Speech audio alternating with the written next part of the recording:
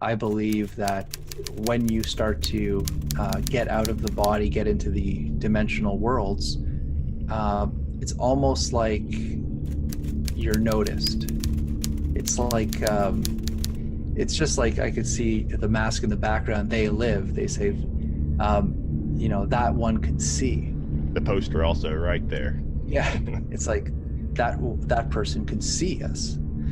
And it's like once you are out, suddenly you become this type of target, I would say. Now they can see you. I felt like when I started to leave my body, I was getting attacked, I would say, for about 5 years straight, where I would wake up at night and there would be a being or an entity, you would call it, and it would be trying to pull me out of my body. It would be trying to push inside my body. All these weird things. It felt like they were hurting me or suffocating me or just really trying to scare me. And I've heard this a lot with people. When people first start to enter into these new worlds, the first thing that happens is they just get attacked or something very bad happens to them. And then you say, well, do you want to try that again? And they go, hell no. I am never ever going to put my foot in that world again, because there's a lot of fear and a lot of potential danger. I remember I was working with a shaman, and this is in the early stages of my awakening. And so I would go out and travel at night, and I'd go and the shaman would see me and they would say, where have you been going? Because you're taking a lot of hitchhikers back with you into this world.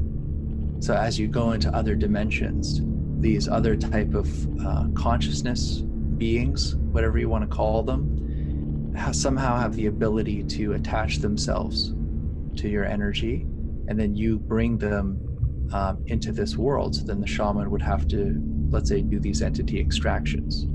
They need a host, basically.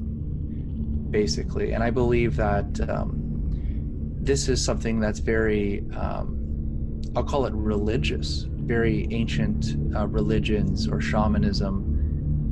It's something has to do with the vessel of the human body, or to be in a physical dimension.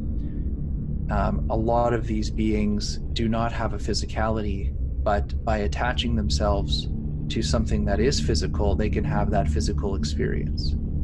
I believe that, let's say, like the astral realm is this space in between. Let's just call it a neutral zone. And these beings can actually manifest their form through their thoughts into the astral.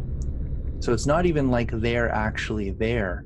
Their thought formation is manifest through a vibration in that astral world where you can interact with them. Now, it is known that these beings could also do the same thing in a three-dimensional state.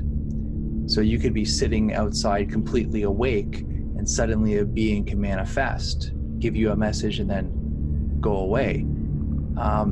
I believe that they can do this, but for some reason in the third dimension, it's very difficult.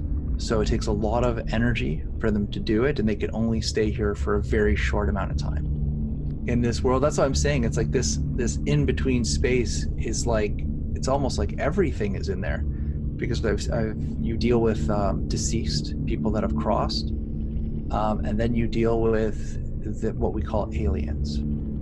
So where do they come from? I don't know, but I believe that the form of communication and traveling is not from a spaceship. I believe that's our kind of idea of, we see a bird flying in the sky traveling, so we create planes to do the same thing.